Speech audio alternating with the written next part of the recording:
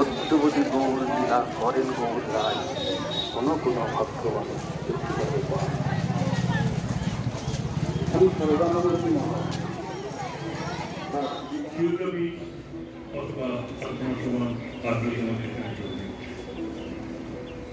এদের মধ্যে থেকে লক্ষ্য করুন, একমাত্র বঙ্কিমচন্দ্র ভেবেছিলেন অন্য কথা।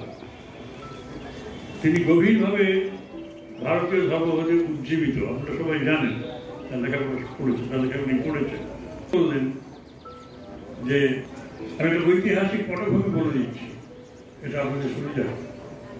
সেই পুরাণ পুরুষ হচ্ছেন শ্রীকৃষ্ণ, তবে সেই শ্রীকৃষ্ণ নন, যিনি ব্রজের বৃন্দাবনের কৃষ্ণ, তাকে পরিহার করতে হবে।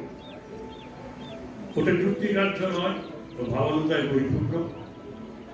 এবং তার ছেলের নাম হচ্ছে রামকৃষ্ণ। আমাদের দুটি ধারা আছে, এক হচ্ছে রামের ধারা, একটা কৃষ্ণের ধারা। শ্রীরাম জয় রাম, জয় জয় রাম, এই হচ্ছে রাম, ওদের এই হচ্ছে মন্ত্র, শ্রীরাম জয় রাম, জয় জয় রাম। আর কথাগুলো চেতারি ভাবে বললাম না, বৈদিক ভাবে আমরা শুনিয়ে গেলাম।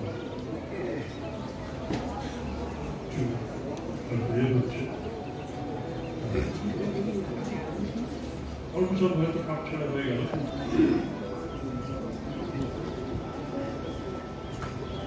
আপনাদের বুদ্ধিমতো গ্রহণ করবেন, সাধ্যমতো চেষ্টা করবেন,